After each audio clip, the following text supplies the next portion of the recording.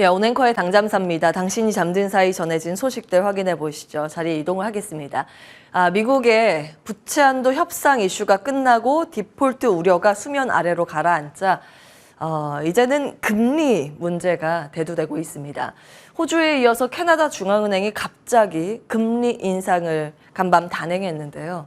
시장은 사실 캐나다가 이번에 금리 동결을 할 거라고 거의 봤습니다. 인상 가능성 불과 20% 정도밖에 나오지 않았었는데 25bp 이번에 전격 금리 인상을 꺼내든 겁니다. 사실은 그 캐나다 같은 경우에는 1월 금리 인상 이후에 쭉 동결을 해왔습니다. 그래서 금리 인상 사이클 캐나다를 중심으로 이제 끝난 것인가에 대한 기대감이 슬며시 불을 지폈는데요. 이 기간 동안 이 기대감으로 미 증시에 있는 성장주의 강세의 동력이기도 했습니다. 그런데 이번에 25bp 갑자기 인상을 하면서 기준금리는 4.75%가 됐습니다. 물가 때문이라고 중앙은행에선 밝히고 있습니다. 근원 소비자 물가지수 수개월 동안 4%대를 유지하면서 인플레이션 고착화에 대한 우려감이 남아있기 때문에 금리 인상을 어쩔 수 없이 결정을 했다라고 밝히고 있는데요. 캐나다가 가지고 있는 상징성이 굉장히 중요하죠. 호주도 얼마 전에 금리 인상을 하면서 시장에 충격을 한번 준 적이 있는데요.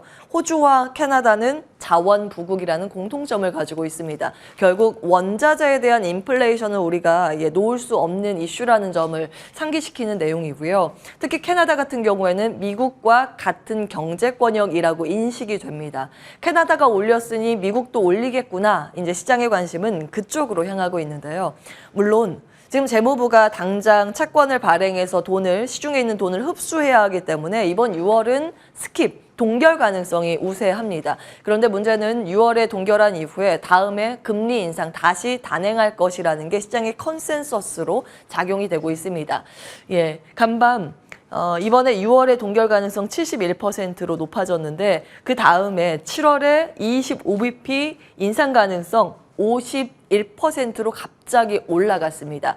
근데 이것을 확인할 수 있는 게 바로 6월 점도표이기 때문에 일단 7월 가기도 전부터 시장은 6월 FOMC에 집중을 할 수밖에 없습니다. 일정 얼마 남지 않았죠. 현지 시간 14일 다음 주에 예정이 돼 있기 때문에 FOMC의 주목도가 높은 상황이다. 기억을 하셔야겠습니다.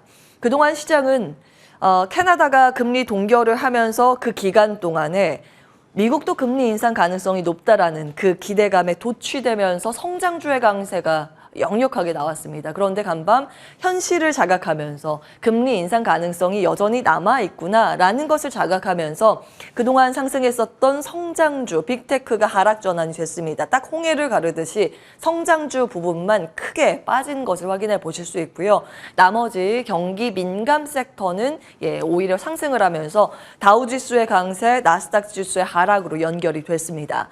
사실 기술주의 약세는 계절성과도 맞닿아 있다는 점 월요일 당잠사에서 체크를 해드렸습니다. 통계적으로 봤을 때 6월에 기술주의 이 성과가 가장 부진했다라는 점 체크를 해드렸는데요. 이렇게 통계성을 가지고 있다 보니 AI 등의 그동안 단기 급등했었던 종목에 대한 경고의 목소리가 나오고 있다는 점 월요일에 같이 체크를 해드렸습니다. 다만 이제 반도체 관련주들은 수급이 초점이 분산되면서 다른 쪽으로 쏠리는 것인가 아니면 반도체에서 다른 쪽으로 수급이 나가는 것인가에 대해서 면밀히 관찰할 필요는 있어 보입니다. 간밤 이 반도체의 흐름을 자세히 들여다보시면 AI 붐과 함께 급등을 했었던 엔비디아나 AMD 각각 3%, 5%의 낙폭을 시현했는데요. 메모리 업황 회복 기대감으로 나름 선전을 해줬었던 KLA나 어플라이드 머티리얼즈 같은 장비주들은 여전히 간밤 강세 흐름을 보였습니다. 그리고 마이크론 같은 경우에도 0.7% 하락에 그치면서 나스닥 지수의 하락률 폭보다 그리고 AI 반도체 칩의 낙폭보다 훨씬 더 선방한 모습이었습니다. 아직까지는 AI에 대해서 이제 단기 과열에 대해서 시장은 우려감을 가지고 있으나 메모리 업황 회복에 대한 기대감이 여전히 한켠에 자리하고 있다는 점 수급 상황 계속 들여다보셔야겠습니다. 조금 더 시장의 더 내부적인 상황들 체크를 해보겠습니다. 월요일에 그 미 증시 내에서 한 가지 큰 특징이 있습니다 하고 정리해드린 게 소외주의 랠리였습니다. 간밤 소외주의 랠리가 또 이어졌는데요. 그것을 가른 건 부채 한도 관련된 이슈라는 점 그때 같이 체크해드렸습니다. 부채 한도 상향 조정이 이제 완전히 끝났습니다. 대통령 서명까지 마치자 시장의 반응은 이랬죠. 그동안 많이 못 갔었던 종목의 강세, 그동안 단기간 많이 올랐었던 종목의 하락, 이 월요일에 체크해드린 내용 그대로 간밤 미증시에서 나왔습니다. 이 시장의 영향력은 크게 두 가지, 이 정책 불확실성과 미국 경기 위축 우려가 일부 완화되면서 시장 특히 이제 디폴트 우려감으로 올랐었던 안전자산인 금의 하락과 그리고 경기 디폴트 우려감이 완화되면서 경기에 대한 자신감이 생기며 국제유가의 상승으로 이어졌는데 간밤 또 같은 흐름이 나타났습니다. 그리고 섹터별로 봤을 때 5월 IT 커뮤니케이션 서비스 제외한 기업들의 주가 하락 요인이 이로 인해서 완화됐기 때문에 디폴트 우려로 호실적에도 불구하고 떨어졌었던 경기 민감주의 강세, 그리고 디폴트 우려와 무관하게 그동안 올랐었던 빅테크의 약세, 이 부분이 간밤 고스란히 반복이 됐습니다. 지수로 확인을 해보실 수 있고요. 당시에 같이 말씀을 드렸던 투자의 아이디어 기억을 해보셔야겠습니다. 월요일에 말씀드린 내용인데요. 한국투자증권에서는 경기 민감주, 경기 소비재와 국방비 증대 필요성 부각의 수혜 예상인 방산주에 주목을 해야 한다라는 부분. 종목별 반응도 그대로 나왔습니다. 네, 월요일에 이제 말씀드렸던 산업재, 방산 포함해서 기계, 설비, 인프라 관련 테마들의 강세가 이날도 반복이 됐는데요. 그때 체크해드린 종목들 등락률만 업데이트해서 그대로 가지고 왔습니다. 결국 우리나라와 연관돼 있는 종목들을 같이 체크해 볼 필요는 있겠죠. 요즘 이 부분 계속 말씀을 드리는데요. 우리나라와 연관돼 있는 미국의 인프라 테마라고 한다면 건설기계, 중후장대 섹터와 인프라 관련해서 송배전과 전력 관련 기업들입니다. 여기에 기업들이 기입이 돼 있기 때문에 오늘 주가 반응이 있는지도 같이 체크해 보셔야겠습니다. 간밤 미증시 지수 보시고 특히 나스닥 지수 보시고 시장 분위기가 안 좋나 하시는 분들도 계실 것 같은데요. 전혀 그렇진 않았습니다. 심리적인 부분을 읽을 수 있는 CNN의 공포 탐욕 지수 보시면 간밤 공포보다 탐욕에 약간 더 기울어지면서 간밤 추가적으로 포착된 흐름은 극도의 탐욕으로 기울여졌다라는 점입니다. 그리고 3대 지수의 탄력도보다 월요일에 같은 흐름이 이렇게 나왔는데 러셀 2000 지수, 중소형주 중심의 그동안 많이 못 갔었던 러셀 2000 지수가 간밤 2% 가까이 급등세를 시현했습니다. 보통은 미증시의 러셀 2000 지수의 강세는 우리 시장 활발한 종목 장세로 연결이 됩니다. 지수보다는 종목별 흐름에 조금 더 집중할 필요는 있어 보입니다. 자, 5월 30일에 부채 한도 상향 조정한 세부 내용들 그리고 그에 따른 섹터별 영향력에 대해서 체크를 해드렸는데 간밤 또 같이 영향을 받았기 때문에 다시 정리하고 넘어가겠습니다. 지수 상황으로 봤을 때는 유동성 긴축 효과가 있을 수 있다는 점, 재무부가 현금을 그동안 많이 썼습니다. 그러면서 그 부분을 다 채워야 되는데 3분기 그러니까 3개월 동안 1조 달러를 채울 가능성이 있다는 점 밝히고 있죠. 그만큼 시중에 1조 달러를 흡수하는 효과 때문에 뱅크 오브 아메리카는 25bp 금리 인상 효과가 있다라고 평가를 하기도 했습니다. 간밤 재무부 쪽에서 이 관련 가이던스를 또 밝혔기 때문에 그 부분 업데이트 해드리겠습니다. 단기채 중심으로 이 발행 이슈가 있습니다. 6월 15일 세수 유입으로 재무부는 이제 잔고를 보충하게 되는데 그 물량만큼 시중의 유동성은 흡수가 된다는 점 체크를 해보셔야 됩니다. 다만 이 모니터링을 강화하겠다고 같이 밝히면서 6월의 목표는 기존 아주 타이트했던 부분보다 약간은 하향 조정을 했습니다. 시장 충격을 완화하기 위해서 노력의 흔적은 보인다는 점은 같이 보셔야겠습니다. 자, 5월 31일 때 부채 한도 상향 조정한 부분, 세부적인 내용들 그때 체크해 드렸었는데요. 크게 국방비 쪽과 에너지 관련 섹터가 호재 가능성이 있다는 점 체크해 드렸습니다. 국방비는 팬데믹과 이 러시아 우크라이나 전쟁 이후에 미국의 국방비 예산을 대폭 증액시켰기 때문에 원안 그대로 유지만 하더라도 방산주의 호재가 될 가능성이 있다는 점 체크해 드렸는데요. 공교롭게도 그때부터 방산 섹터가 계속해서 강세 흐름을 연속해서 보이고 있는 상황이고요. 이 부채 한도 상향 조정 안에 에너지 관련으로 봤을 때는 민주당은 신재생 부분을 챙겼고 그리고 공화당은 전통에너지를 챙겼습니다. 그로 인해서 전통에너지에 해당되는 석유가스 시추와 신재생에 해당되는 신재생 에너지 전반의 케이펙스 확대 예상 가능성, 그렇기 때문에 양쪽 모두의 호재라는 점 체크해드렸죠. 특히 IRA 관련해서 조항 변화가 없기 때문에 신재생의 호재로 인식될 가능성, 여기에 해당되는 전기차, 태양광, 풍력 말씀을 드렸습니다. 관련돼 있는 기업들의 강세가 간밤 좀 두드러졌고요. 차트로 이제 1개월 흐름들 체크해 보시면 딱 이 상향 조정안이 발표되고 나서 지속된 상승세를 가지고 가고 있다는 점 확인해 보실 수 있습니다.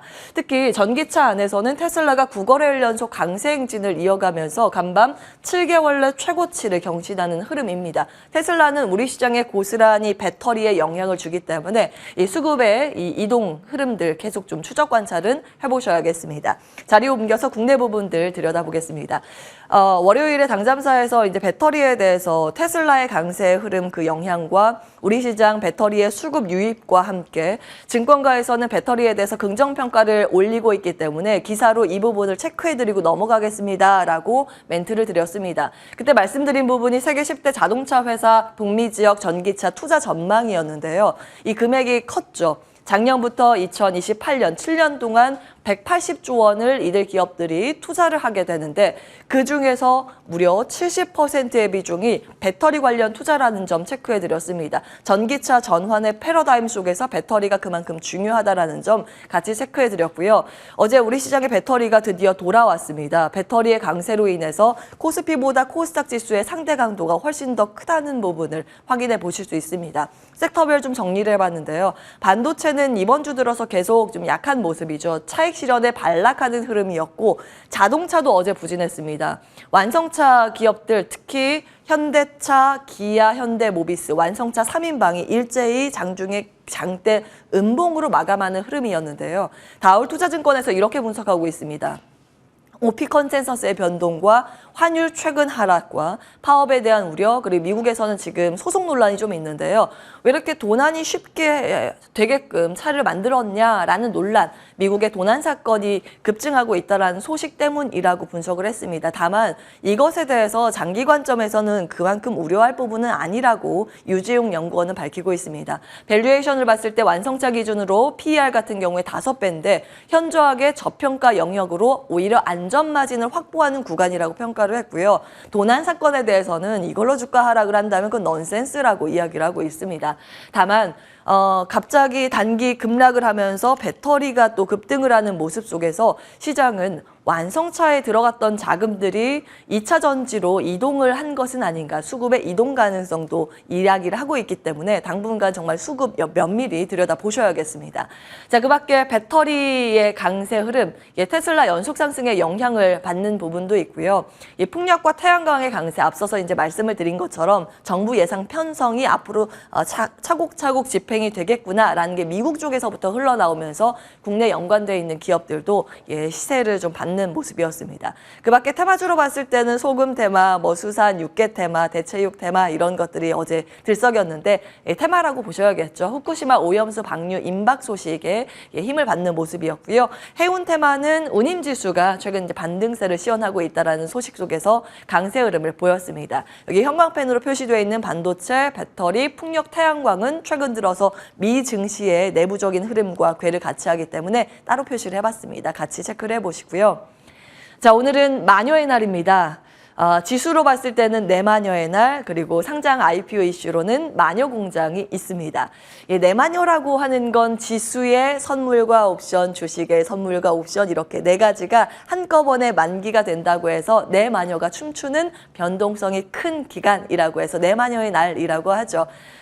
그런데 최근 들어서 외국인의 수급을 봤을 때 중립 포지션을 유지하기 때문에 시장의 영향력이 그다지 크지 않을 것이다. 부정적인 부분이 아주 크게 잡히진 않는다라는 게 증권가의 시각입니다.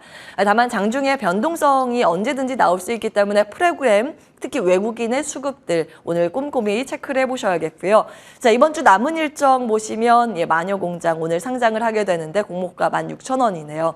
그 메디힐로 알려진 기업인 LMP 코스메틱이 2018년 인수한 기업인데요. 클렌징 오일로 좀 알려져 있는 기업입니다. 여성분들은 웬만하면 집에 이 관련 이 기업의 제품 하나씩은 좀 있지 않을까라는 생각이 듭니다. 최근 들어서 특히 중소형 화장품주의 흐름이 좋기 때문에 마침 IPO 시기적으로 딱 맞았다라는 평가는 있습니다. 내일 같은 경우에는 가장 크게 주목받는 게 오픈 AI CEO의 방한 일정입니다. 이게 참 말이 많은데요. 내용 간략하게 정리하고 넘어가겠습니다. 자, 일단 샘 알트만이라고 챗GPT의 아버지라고 불리죠. 이 인물이 여의도의 오전에서 이영 장관과 스타트업 대표 200여 명을 만난 이후에 오후 일정이 이제 중요한데 소프트뱅크 벤처스 주최 행사가 열리게 됩니다. 1,000여 명 정도 이제 모집을 했었는데 조기 마감 하루 만에 끝났다고 합니다. 그만큼 AI에 대해서 시장의 관심이 얼마나 뜨거운가를 알 수 있는 대목인데요.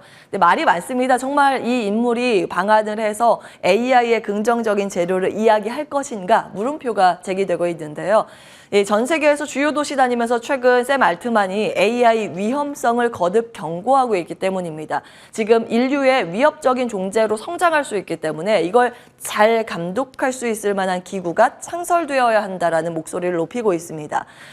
보시면 그 안전을 위한 진정한 규제 목적의 서명을 참 AI 저명한 인사들이 많이 했다고 알려집니다. 알트만뿐만이 아니라 빌 게이츠, 하시비스, 알파고 창설한 인물인데요. 구글 딥마인드 창업자이기도 합니다. 등등 정말 유명한 인물들이 여기에 동의하는 서명을 발표하면서 이것이 이제 규제에 대한 리스크로 떠오르는 것인가라는 부분이 지적이 됩니다. 그런데 이게 속내를 보면 정말 그런 것인가가 아닐 수도 있다라는 목소리도 일각 존재를 하는데요.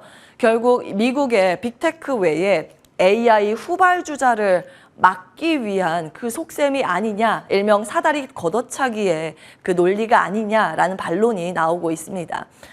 최근 들어서 이제 미국 유명한 이 펀드들이 AI 테마주를 많이 편입하고 있다는 점 지속적으로 체크해드리고 있는데요. 다만 소프트웨어는 왜 세상을 먹어치우는가라는 2011년 월스트리트 기고 칼럼을 보시면요.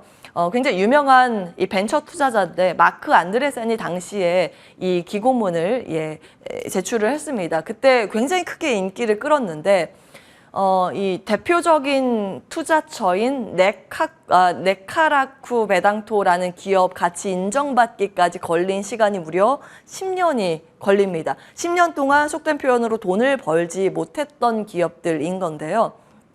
결국에는 이 패러다임의 변혁 속에서 우리는 도태되는 기업과 그 안에서 스타 기업이 탄생하는 기회 요인을 잘 발굴을 해야 할 것 같습니다. 그 안에서 신중하게 옥석 가리기를 해야 하는 그런 시점이 아닌가 싶습니다. 오늘 거의 당잠사였습니다.